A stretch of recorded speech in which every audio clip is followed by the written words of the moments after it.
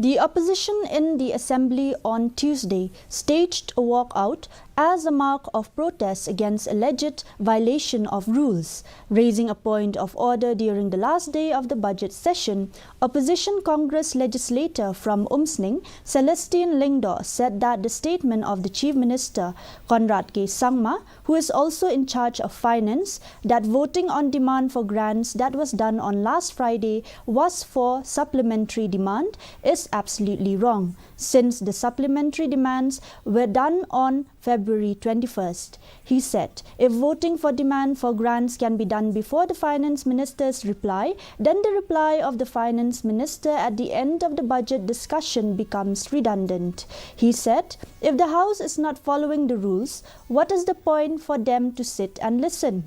Terming the opposition's action as unfortunate, Chief Minister Conrad K. Sangma said the opposition members are making issues out of something where they themselves were part of the decision when the House accepted the calendar proposed by the BAC.